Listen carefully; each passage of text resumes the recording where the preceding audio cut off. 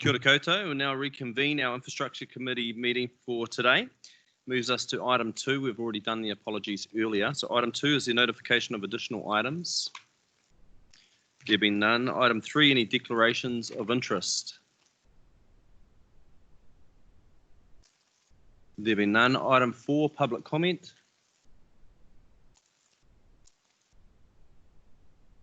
Item 5 is confirmation of the minutes. I'm happy to move the minutes. Seconded, Councillor Bowen. Excuse me. Sorry, Mr. Chair. Could my name be included to the please? Of the minutes? Thank you. Yours is as a non-member. Yep. That's okay. Is there any matters arising from the minutes? There be none. I'll now put that we confirm those as a correct record. All those in favour say aye. Aye. Against? They're carried. Item 6, now welcome Bruce Hoskeen, Manager of Property, to report item 6, which is the Whakaronga Residential Subdivision 6-monthly update. Thanks.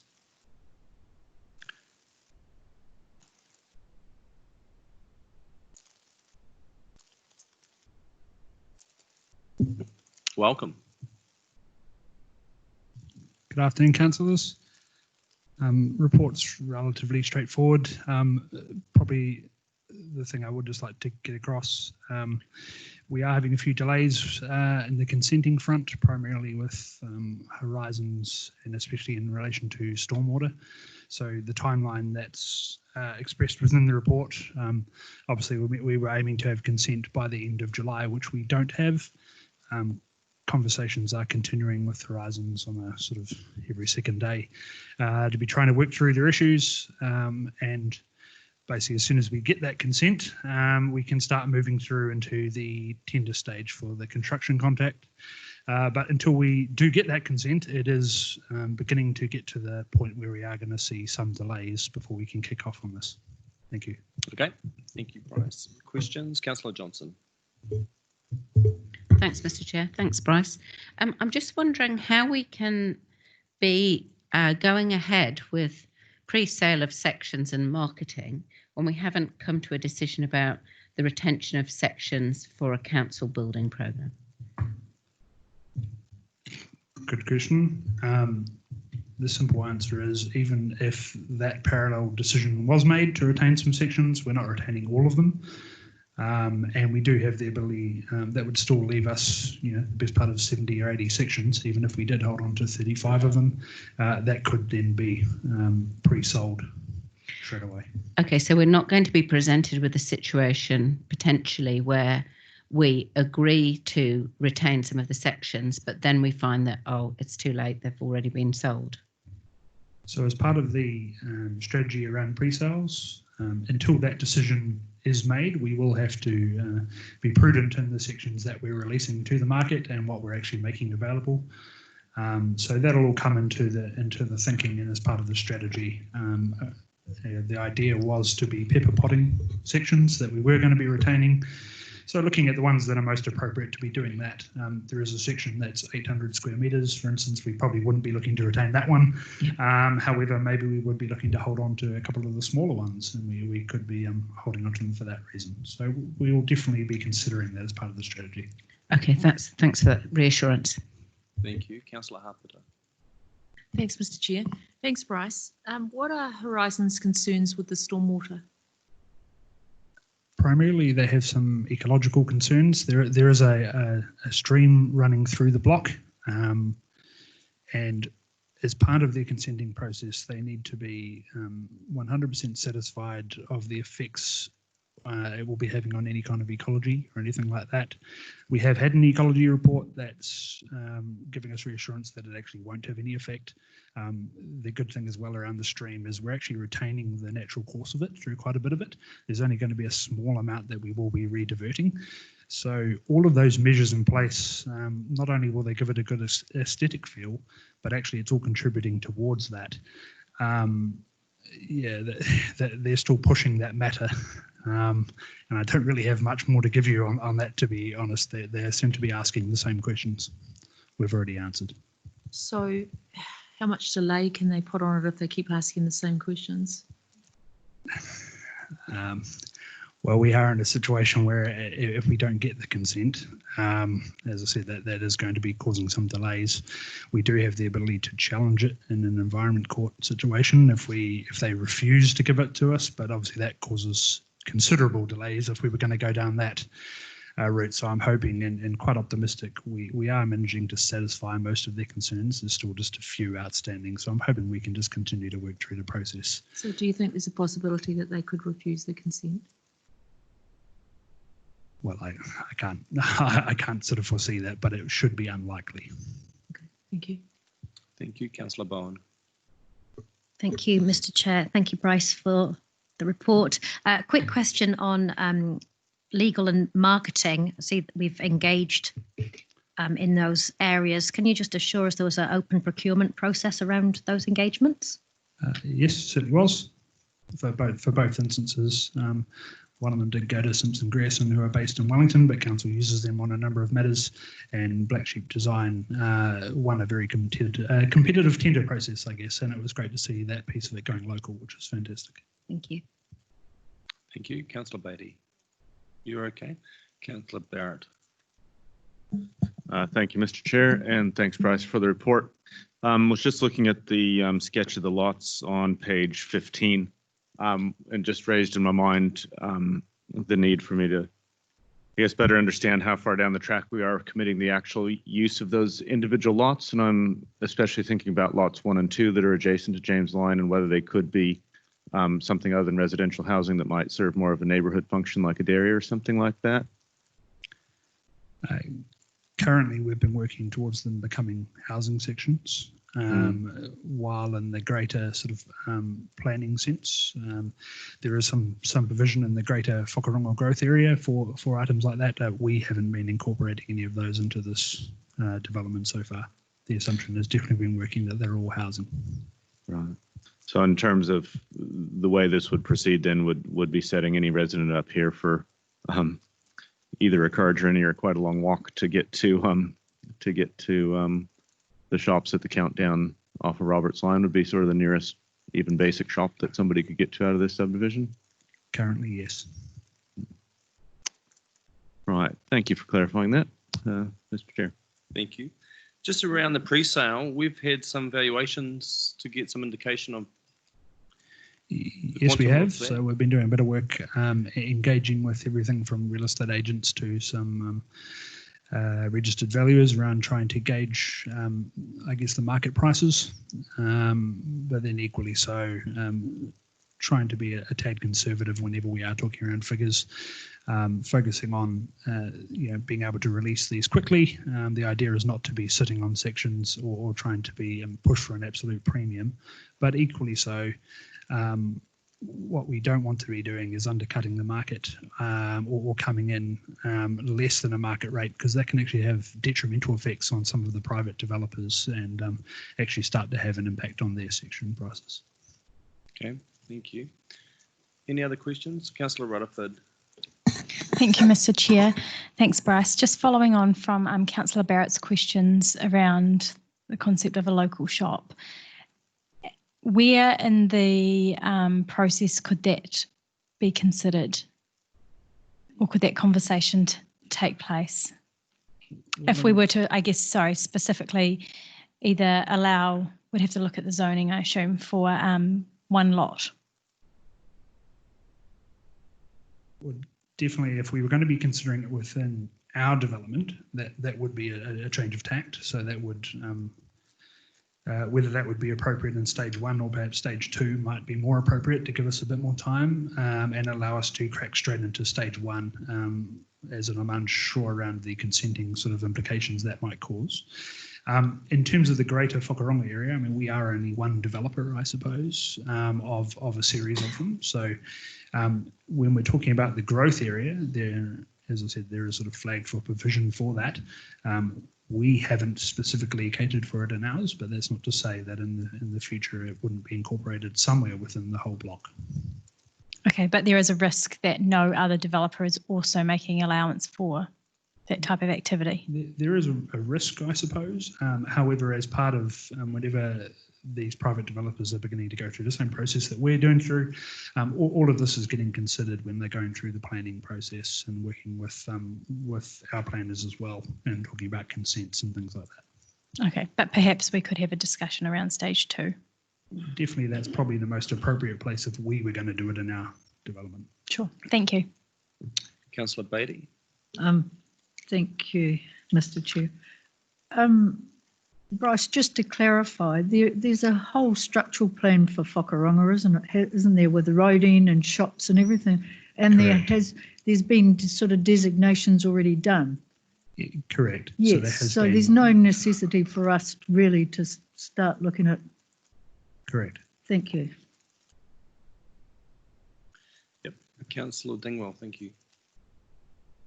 So I might be a bit out there with this, but you mentioned that that we need to be careful with competing against developers, or we need to be careful with challenging the market value of sections.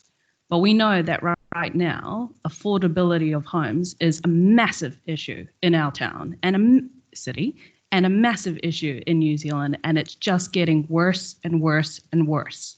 So what actually is the problem with challenging market value with sections at the moment? The biggest lever we can be pulling is releasing land for sections. So the biggest reason that prices get driven up typically is through supply versus demand. And it's the biggest problem New Zealand's facing, not just Palms of the North, is the demand for houses far exceeds the amount of sections actually available for purchase, or houses that are being built currently. So the number one level we can do is actually releasing houses to the market. We've got 114 sections essentially we'll be looking to release, and by providing choice, that actually helps to regulate the market, because people all of a sudden have a lot more choice in what they can be doing. If we also come in and sell half-price sections, that starts to have, all of a sudden our sections are considerably more, hold a lot more appeal than the general public developer. And, they're looking to make profits as well. They have a very key part of this ecosystem that they need to be doing their bit as well. We're not going to be releasing 1 million sections over the next 10 years. They definitely have a big part to be playing. And the last thing we want to be doing is getting to a space where some of these private developers are unable to sell any sections for the next year and then go out of business. And then we have less fishes in the ecosystem and less people releasing sections. So it can have a bit of a flow on. Definitely by releasing more sections into the marketplace, it will help to regulate choice and it will help to regulate the prices. But just to follow on from that a wee bit, if we had sections that were more affordable for people, regular people, to buy property, wouldn't that also help the market? I mean, I know we don't want to get into arguments with developers, but with the profits that they're seeing at the moment, I'm not saying let's cut it in half, or I'm not even, I guess I'd like to see us challenging that a bit more than just saying we're going to listen to developers and we're going to let them decide how much the market's value for property is, for sections are going to be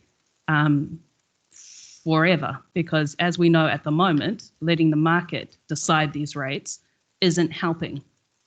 So part of the problem we have currently is we have a handful of landowners who own a lot of land in terms of developers. And they are essentially drip feeding sections. They're building their houses on them, and they're releasing them basically as they are willing to release them. And there isn't really much of an incentive for them to be doing any quicker than they're currently doing, because if they're releasing it at the current rate, they're doing a certain kind of house, a certain kind of section that they know sells, they can maximize their profits on what they're doing. One of the strategies we're doing in this development is we're reducing the average section size. We're having a whole variety of sections. So when you're looking at affordability, it might mean that a first home buyer isn't buying a 750 square metre section. They might be buying a 300 square metre section, which naturally is cheaper because it's smaller, but they can actually be still getting into their first home, which is fantastic. So there's a whole bunch of things we can be doing.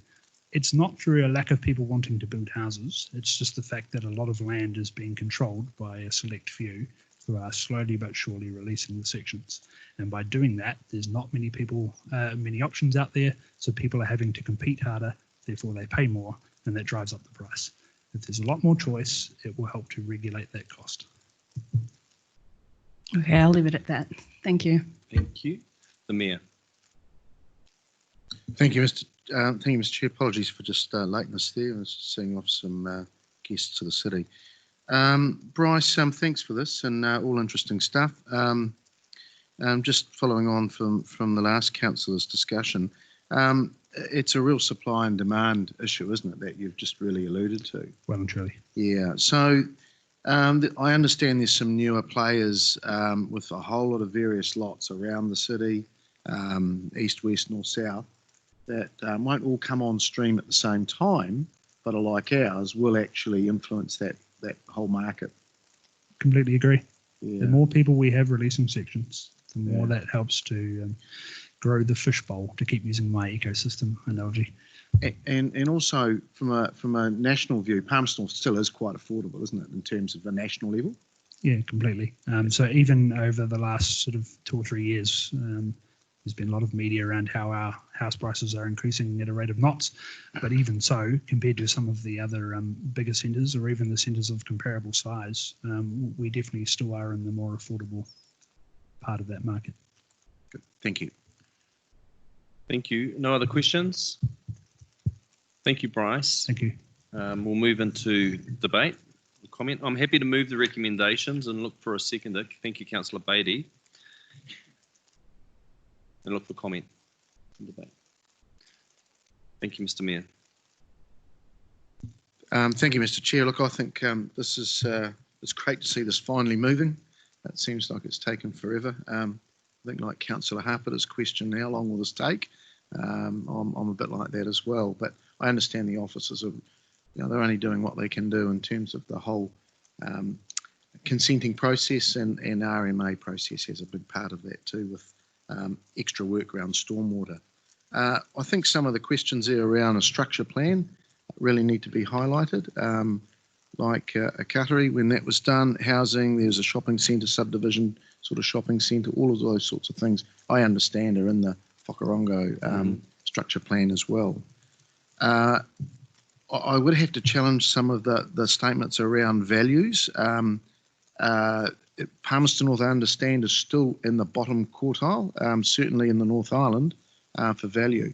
So we're probably going to help that. I know there's about 5,500 lots to come, and they won't all come together, but they're right across the whole city, from out City West through to Katari to infills to out Whakarongo and other places. So that's going to really help that value debate and in the right direction.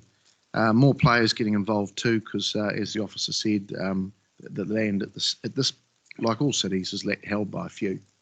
But we'll have more players in it, and that will increase competition. So I think this is a really good report, and thanks to the officers. Councillor Barrett. Thank you, Mr. Chair. And just to follow up on my questions around the sort of use of this particular space, and it is good to have the reminder about a wider structure plan. It'd be quite nice to actually see that next time this comes around, see the development here in the context of that. And the reason that I raise that is that we're currently committing the individuals that buy the sections at the back of that to a good 3-kilometer walk to go get something as basic as a packet of chips, and that's 3 kilometers is quite a substantial distance. And I'm just concerned that we may be getting a bit ambitious about the creation of housing and forgetting about creating neighborhoods. I think I'll leave it at that. Okay, thank you, Mr. Chair. Councillor Harper. Thanks, Mr. Chair. I just want to say the word stormwater, and I do get worried about it. I just think that we could be held to ransom by Horizons for our stormwater, and whether we should be doing more at some stage, whether we should be putting a stormwater report up. I don't know whether we can be doing more. I know the officer said that they're putting more to Horizons in terms of answering questions, but could we be putting a structural report to Horizons about what our stormwater is for going forward? This is a very much a wet area, and it has had problems in the past. So is it something we should be more proactive with? Just a question I'm going to leave there. Thank you. Okay. That's certainly part of the resource consent, and that's why it's just taking this bit longer. This is exciting to get to this point, to open up this piece of land and get the structure plan in some live form, going through consenting and actually going to market for pre-sales.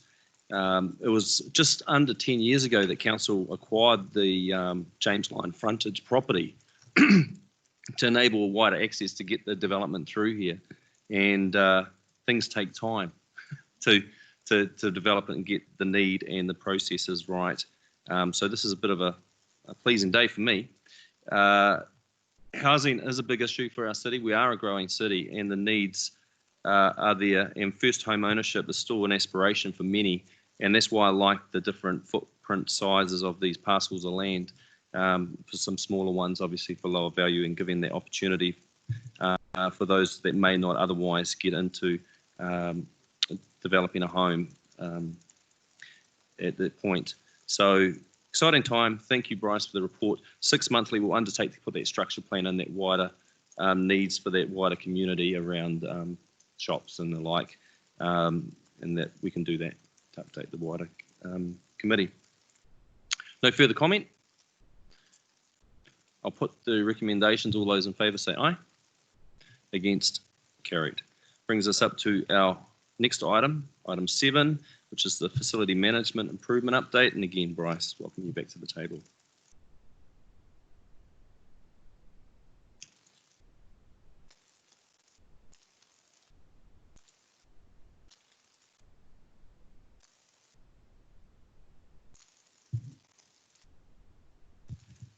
Afternoon again, councillors. Sarah Hall is sitting with me. I introduced her in June at the Arts, Culture and Heritage Committee. She's the facilities management team leader in the property team. So if there's any questions that I'm unable to answer, Sarah no doubt will be able to. In summary, when we look at property and the maturity of the property team and how we were doing everything from asset management to managing our facilities, it was a relatively immature model. We were getting a lot of surprises. There were a lot of things failing that we didn't know about. And as a result, it was actually costing council a lot of money because we weren't investing in the right systems and processes. We weren't taking a preventative maintenance approach. Instead, we were really taking a run to failure approach. So it wasn't in an absence of planning, as I mentioned in the report. We were just planning for replacing things when they no longer worked. However, taking that approach, A, makes it very, very difficult to plan for, but B, as I just said, costs a lot of money. So the purpose of this report really is to take councillors along on a bit of a journey of the changes that we've been taking and making in the space, and really to, I guess, help to provide some confidence to councillors that we are definitely making some changes that you will begin to see through our assets, the quality of our assets, the report writing and the AMPs and all the likes like that when it comes to our budgeting, that actually we're getting a lot more robust thinking behind things. We're getting a lot more strategic, and we're getting a lot more accurate in what we're doing. I won't go into every aspect of the report. I'm happy to sort of take it as read, but happy to answer questions on any of the elements. Great. Open it up for questions. I'll lead off. Just it has mentioned around the systems and suggesting that we wait to the LTP to put that up. And I'm just wondering if there's a business case there to kind of understand what the value of the new system might be and whether there's some cost benefit to actually adopt it now. Yes, there is a business case being formed. The investment could be to the tune of $250,000 or somewhere to that degree. So if we are going to be investing that kind of money in a system, we really want to make sure that we're actually getting exactly what we need. It is going to be actually be able to provide exactly what what we need and what our facilities need to help us make those data-driven, educated decisions. And I guess currently we're probably 98% certain on the best system and exactly what we need. But yeah, as part of that business case, if we are going to be asking for finance of that kind of multitude, we want to make sure we're doing it right. And while we have made a lot of progress in this space, we're probably not quite there. So the most appropriate way would be to refer that for consideration as part of the LTP. Systems in themselves don't fix everything. If you've got a lot of poor processes or you've got big gaps in your data and things like that, having a new system doesn't suddenly improve your processes. So we really wanted to make sure we had all of the other elements right first and getting the ship in order first before we start discussing the preferred system. Thank you. Councillor Johnson. Thanks, Mr. Chair. Thanks, Bryce. I just wanted to ask about the hierarchical prioritisation of works, Sure. because the way I read it, something like replacing the carpet in a community centre would never be a priority in a limited funding environment. And so I understand that, you have to do the urgent work first, but if we're only using that hierarchical prioritisation, is there not a risk that assets that are not considered critical under your hierarchy, such as community centres, I note, would just never get the work done that they require?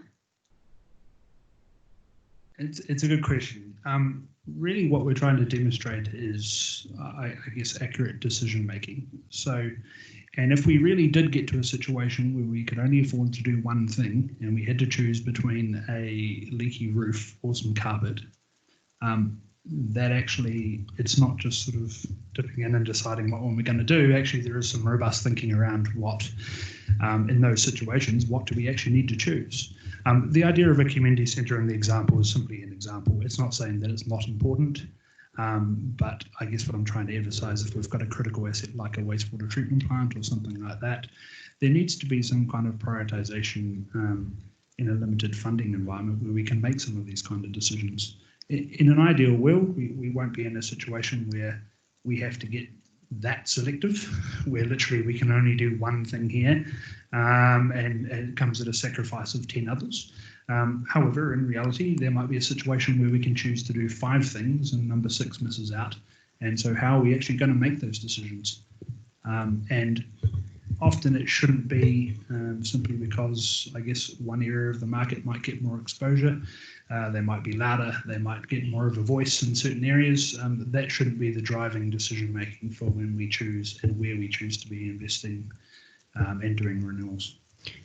Well, I hear what you're saying, and I suppose in a one-off situation, that sounds a very logical decision-making process.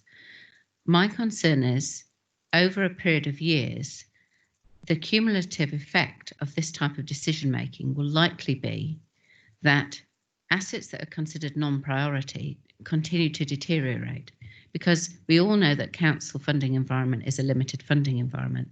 And so if we're doing a sort of prioritising, something drops off the bottom, that will be the same thing that drops off the bottom every year. And so whilst I understand what you're saying for, 2020, if we continue that kind of prioritisation in a hierarchy for the next 10 years, what sort of a state are some of these non-priority, and I'll put that in inverted commas, assets going to be in? So, I mean, for an example, I would take the, as an analogy, I'll use the government's state housing prioritisation list, where only people in the sort of most dire need were housed. And the effect of that over years was that if you were in a low priority category, you just weren't getting a house. And what I'm worried is that something like that would happen with our community assets, because if you're putting up a community centre against a wastewater plant, clearly, the wastewater plant's always going to win. But if that kind of decision making continues year after year, there's a cumulative neglect effect on the ones that are deprioritised. Do you see what I'm saying? Yeah. GM would like to comment. Thank you. Through you, Mr. Chair. It's a really good point. So the prioritisation process is a prioritisation process. It's not, we're not going to blindly follow that. This provides a draft programme of work which enables us as officers and elected members to look at those programmes of work and influence them. It's an initial first cut. We wouldn't be following it blindly. We need to ensure that it's strategically aligned. So we can't end up replacing the roof on something because the prioritisation process tells us to when it's not got strategic longevity. So, yeah. I guess in addition to that, councils do have the ability to be allocating funds accordingly. So if you would like there to be a prioritisation in community centres, for instance, and there's a renewal budget to be doing those works, you do have the ability to be doing that. But I suppose even in that portfolio, how do we make a decision between whether we invest in to do a piece of work in one community centre over the other? There needs to be some kind of logical decision making around what has to come first, and if we still have funding, then we're able to continue to do both in an ideal world. Okay, thanks for that. Councillor Beattie. Thank you, Mr. Chair. So just following up on that, Bryce, so I'm assuming at some point we'll get a report that does the gap analysis of where we are with the condition and the grade assessment of these properties. Because one of the issues we're going to have as council is that if we've got assets here and need a big pool of money, we need to bring them up to a certain level. Or, I mean, like this pavilion that we've got sitting at Papiol Park that's falling to bits. At some point, you've got to make a decision about your asset, or you've got to sell it or do something with it. So where does this all fit in? Through you, Mr. Chair. We currently we're bringing up a paper regarding our asset management approach across all asset classes, because actually that's a really question, and it's not just unique to the property piece. It's particularly endemic within the property piece because of the lack of understanding of that asset class. We've undergone that maturity assessment around asset management. We're currently on a journey to close the gap on what we don't know. Once we know what we don't know, there's some pretty strategic decisions to make. So I guess I'm seeing the vehicle to make those decisions, that asset management report that's on the work schedule. That will be an ongoing report. Okay, thank you. Okay. Councillor Butt, did you have a question? No? Any other questions for the officers? Thank you very much. There's no further questions. Thank you. Again, I'm happy to move the recommendation, seconded by Councillor Beattie. Open it up for comment and debate.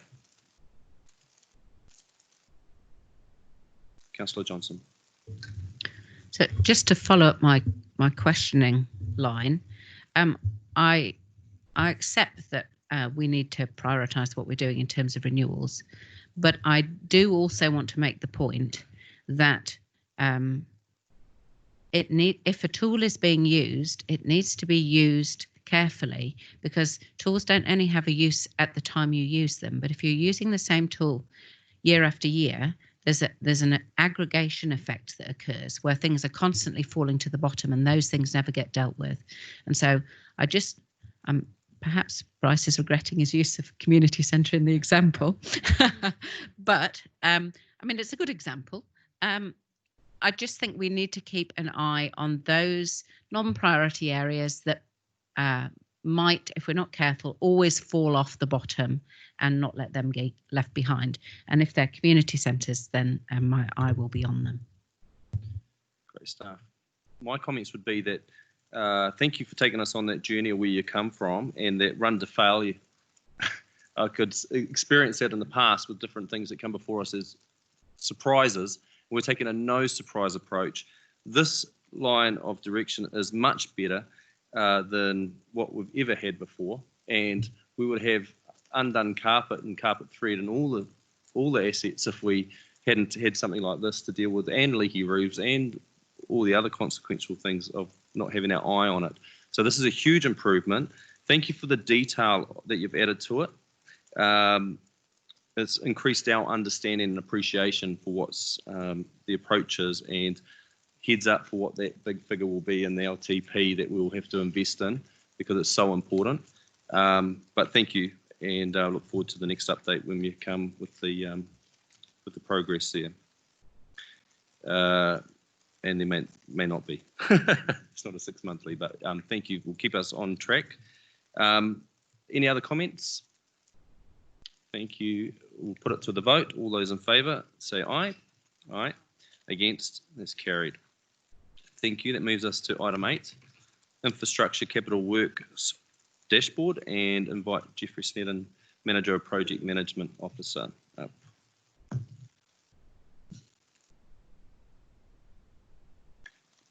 I understand there might be some presentation.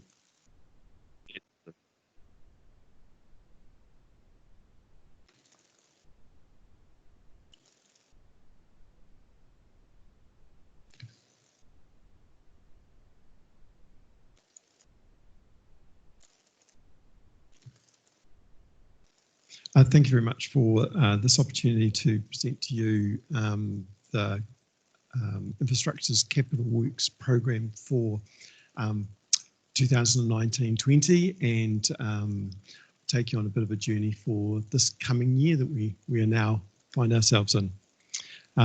This will be a high-level overview and to be read in conjunction with the attachment that was in the paper.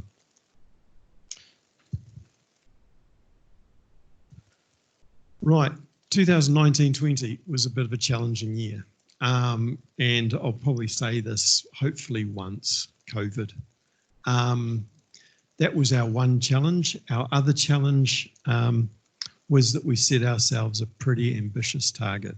The value of our capital works program for last year was in the order of $83 million. And it was a big target, and big targets are good because it makes people want to achieve them. Our GM was really keen and really pushing the whole way through the year to get us to as close as that target as we possibly could. We got to 60%. So not as good as we had hoped for, but I'm going to say it again, COVID. You can see in April the impact of COVID on our capital works program.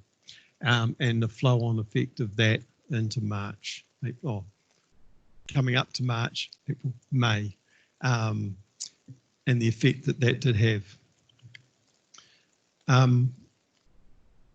When we look at the new work, the new build, the first quarter we were pretty close, but we started to drift apart from where we were forecasting we'd land. COVID meant that the big months that we usually plan to build in the March, April time frame of the financial year, we weren't able to do. And you can see the high bar in June. Now, that's a result of how we planned our financial year last year. We had a whole lot of programs that we identified which were called programs at risk. So those are programs that where council isn't in control of the outcome. We're relying on third-party funders, we're relying on developers, we're relying on quite a, Kiwi Rail or NZTA to do something. So last year we lumped all those programs at risk in June, and that's why we've got quite a large insurmountable black column at the end of the financial year. This was approximately $7.7 million that we were that are considered to be programs at risk. If we remove those programs at risk from that graph, we got pretty close to meeting that June time frame, the June value. Now the good news story, our renewals program. It was our biggest year again, like the capital knew. We delivered 89% of the program. And that is with losing a month of construction work. So I think what I'd like to acknowledge, I guess, in this is the whole entire infrastructure team. So people who worked throughout lockdown to make coming back onto the tools, back into the depot, back into the building, they implemented safe work practices so people got onto the job straight away. And I also want to acknowledge the depot crew and the crews that we have at the depot. and also some of our local contractors who are, small to medium contractors who really got out and delivered a high quantum of work in the last 2 months of the year. So I think that's really pleasing to see in our renewal space. Highlights from 2019-20, I would go through them, but like my acceptance speech, I'll probably forget somebody. So they're all listed down on the attachment that was with the paper.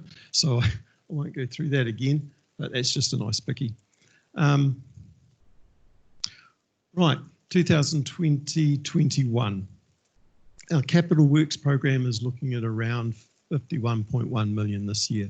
Now this excludes carry forwards, which are coming up to committee next week for approval. So what's interesting about this coming year is we've got quite a different cash flow. We're looking at spending a considerable amount of money prior to Christmas. And that's really due to 2 large projects that we've got being built at the moment. That's the Arena and Papiaoia Park Stage 2 housing development. And as you can see by the little green graph there, we are actually ahead of forecast. So not only did we finish the last 2 months of the year in a very, very strong position moving through, we've actually managed to continue that on into this year. As you can see in our capital new, with the renewals taken out, again, it mirrors exactly the combined one because of the effect of Papiaoia Park and the Arena on the cash flow. So half the new capital program will be delivered by Christmas. So that's what that's telling us at the moment. The renewals program tends to follow a slightly different tact, and it is spread across the year. Again, though, with our big months are in the dry season, in the summer to early autumn, where you can see where we've got most of the money landing anyway. Purpose of this slide is just to show you what a couple of things. Really, the projects that we have that are over the $300,000 mark. That over half of our budget is allocated into these projects, and there's 30 projects that we have that are of this value. To put this in perspective, the remaining 44% of our budget is covered across 258 projects. So we've got a lot of money tied up into 30 projects, and I go through the list of them, but there are some significant works. Again, there's the completion of the Arena, Pat Park, things like that. And finally, I just want to end with this slide. This shows where we're spending our money this year and what part of the sector. 40 million is planned to be spent in the construction sector. That's 80% of our budget. And so this is what you'd want to see in the third year of a 3-year plan. You want to be seeing that most of your expenditure is actually being spent on bricks and mortar and on actual items rather than in design or in consent. So finally, what I'd like to say is our main challenges moving forward are really deliverability in the infrastructure, if I can say it, sector. And this is both in the construction and in the design. So we're looking at different mechanisms in the construction space, and I've come to you previously and talked about how we bundle up streets for people. We're also looking at mechanisms to bundle up some of our roading projects so that we can get some better traction there. We're also looking at developing a strategic partnership with a consultancy firm, again, to get us better deliverability, better timing, and better outcomes for our program. And that's all I'd like to say. Thank you. Thank you. Open it up for any questions from members. Councillor Barrett. Thank you, Mr. Chair, and thanks, Jeffrey. Slick presentation. It seemed like most of the information was there rather than in the report, and just wondered why that was, and in future if we might be seeing some of the sort of information that was a bit too small to read on the slides actually coming into the papers? Yeah, thank you, Mr. Chair. The issue we've got at the moment is the timing of committee in regards to when close off. So the information on those graphs was correct as of yesterday, and financial close offs I think is about the 3rd or 4th day of the month. So it kind of, if we don't provide it in this kind of form, we kind of can't tell you until next month, which kind of is a month behind, and maybe the relevance to that information is not so good. Thanks. That's helpful to understand the reasons behind the situation we face. The substantive question I wanted to ask was just around the dashboard that is in the papers, and really helpful to see in the FY21 sort of what the key programs are and what we see even at this early stage as being at risk. And just really noticed quite a theme in the transport area around the things that are at risk being in the active transport space, and sort of wondered what a management response is to addressing risks, especially when we start to see some themes coming through in those risks. Yeah, we these have really mainly been highlighted because of the requirement to do, well, not requirement, the desire to do in-depth and comprehensive consultation with communities about these types of active transport work. And at this stage, yes, they're flagging, and those are the things that we want to manage through our project review board and regular updates to the committee. Cool. All right. Thank you. Just make the point too, we recognise the presentation wasn't that readable, so we'll get that circulated through governance, so you have a copy to actually see. Councillor Hancock. Yeah, Mr. Chair. Sorry, just in respect of the information provided in the presentation, could that possibly have been circulated out to the committee members prior to this meeting? That way, at least we can follow it electronically. Yep, GM can comment. Through you, Mr. Chair. When we initially presented this dashboard, I think at the last or 2 infrastructure committees ago, generally the sentiment was that we were very supportive of this kind of level of clarity and detail around the programme. However, there was some reticence or reservations around the timeliness of the information. So we've attempted to keep it as accurate and, you know, as real in real time as we can. So that's why I guess the new information, I guess, has been produced. But we can certainly, there's probably there's an optimal point, I guess, we can send the information out. We'll take it away and we'll think about what our battle rhythm is around getting the information out and still making it timely and accurate whilst in chambers. Points come up twice. We'll look to improve on that, so you at least maybe have it tabled at the very least in a hard copy, but look to circulate it earlier where we can. Points made. The Mayor, thank you. Thank you, Mr. Chair. Thanks, Jeff. Look, with the government news yesterday and possibly pending announcements any day on Shovel Ready and the final tranche of that work, and maybe that was karma about Shovel Ready. Maybe Wellington heard us. And in the event that we may get something, as officers, if council opted into the government waters reform, there's potentially 10 million there of work that they would look for us to do quite quickly. And being shovel ready projects, we would be shovel ready to get those over the line. Has there been any sort of thought or factoring of that?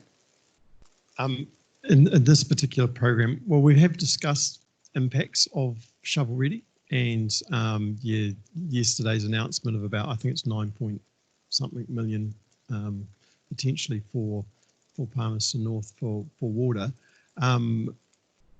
We've got some ideas, but it's about as far as we've really got. I mean, I think for the shovel ready for the Streets for People, we want to be in a position that we can actually have the design complete and ready to go which is why we're doing the design process at the moment. I guess we've got ideas about water and how we can do that. There's some things that we've been looking at yesterday afternoon through our LTP that we would like to do that, you know, we could bring forward that are maybe specialist contract work rather than the general pool. But yes, we would be in competition with a lot of other councils as well, which may not bode in our favour. Oh, thinking positively, you never know. Yep. Thank you. Thank you. Any other questions? No other questions. Thank you.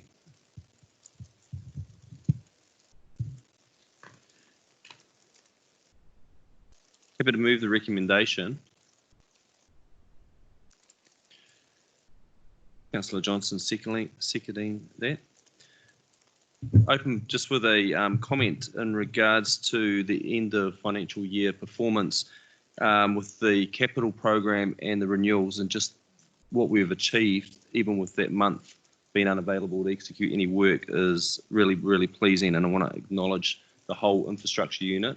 I know the officer mentioned it, but I think as members we need to acknowledge the step change and the efforts that have gone in to achieve that result. And yeah, and really pass on to you, Tom. Thank you, our thanks, and to reflect that back to your team as well. Councillor Beattie. Yes, I'd just like to say the same words. And I mean, it's great to see 89% of the renewals done. And I mean, to get through 60% with the whole COVID thing and what you've done, I mean, it's been pretty good. So I'm always moaning about it, so I have to give praise.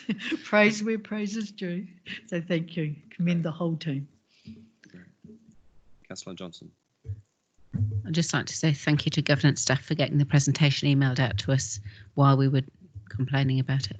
That's great. Great work. All lots of bouquets going out. Councillor Barrett. Thank you, Mr. Chair, and indeed, good to see rapid response. But we do need to take care, I think, in understanding, you know, where transparency and accountability ultimately happens, and it's not just flicking around a nice presentation to 16 of us so that we can all have it in our inbox. It's actually making sure that the information is properly publicly available, that it's sitting at some point where the media can actually access it as well, that it's sitting at some point where the public can actually access it as well off of our website. And what happens when we get into potentially these sort of patterns is that we end up with the substantive disappearing and just a bit of glossy that just sits in a agenda paper. So my view on this is very much that the balance sits around being comprehensive, even if it means that we're a few weeks later, so that there is a genuine public record of what this council is actually achieving. We should be bragging about that stuff that just went up in that slideshow. It's never going to see the light of day because it never got into the agenda, so it's never going to actually get properly recorded in the public record. So I'm, you know, yeah, we did a brilliant job, and it was good to see it. It's just a shame that it didn't actually meet, to my mind, the standards around accessibility and transparency of information.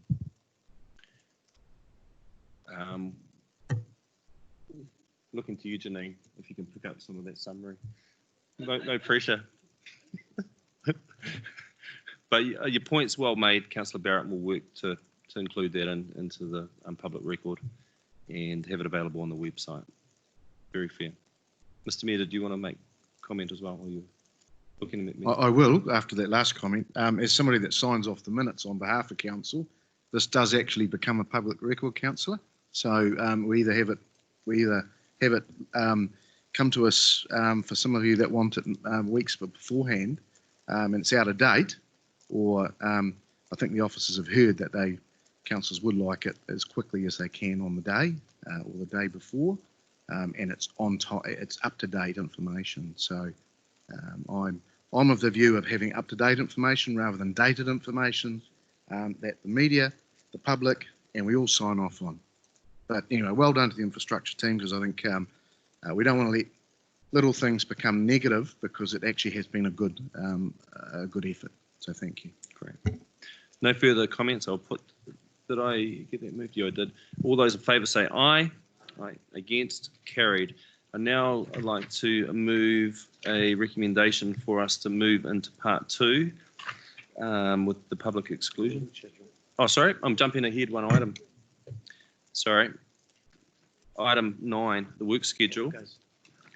Thank you. Tom, is there anything you'd like to comment on the schedule? To you, Mr. Chair. Taken as read, just pending questions. Councillor Johnson. Just the item that's item 10, which is the Streets for People update. Is that just going to be like a debrief of the project, or because I mean, I'm not quite sure what that is now. Yeah, so it's the Streets for People is a multi-year program, so it's all 28 million. So we'll look backwards, looking over the element that we've just done, or will have completed across the square, but it will also give you an update on where we are in the multi-year design that we've got planned this financial year. I thought we were having a pause on it. Sorry. No, we're having a pause on construction, but this financial year we're doing the multi-year design, so we'll be able to give you an update on that. Thank you. One other thing that's been a conversation around the Arena Master Plan Steering Group is an opportunity to present the updates there quarterly now that that front entranceway and pit project's well in train. Just really want to get a gauge from members if that would be of interest if we move that to quarterly over 6 monthly just for this next period. But essentially, it just means one extra report coming in a couple of months' time.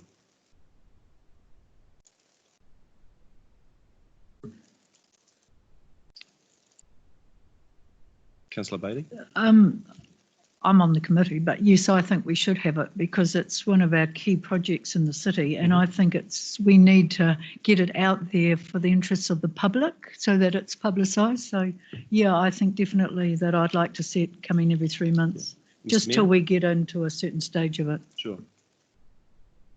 Through you, Mr. Chair, I agree with Councillor Beattie. Also, we perhaps should even host this as we're off-site.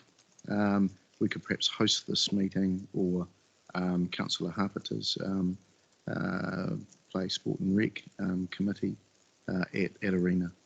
Mm-hmm. I'll leave that for officers to. We'll have to work with governance to work out through the detail around that. Councillor Johnson. Sorry, another quick question just about item number 1, which has been delayed quite substantially. Can we just have an assurance that we will be getting that next month? Yes. Thank you. Okay. So the only thing I'll pick up on is that we will just add a quarterly report for the period for the arena redevelopment on item 9. But otherwise, just noting that, I'll move the recommendations, seconded Deputy Mayor, and call for a vote. All those in favour say aye. Aye. Against, carried. Now I would like to move us into part 2 with the exclusion of the public for items 11 and 12. The reasons set out and third-party commercial activity. Seconder, I'll move. Seconded, Councillor Beattie. All those in favour say aye. Aye. Against, carried. Just pause for a moment to stop the recording and to ensure public have left.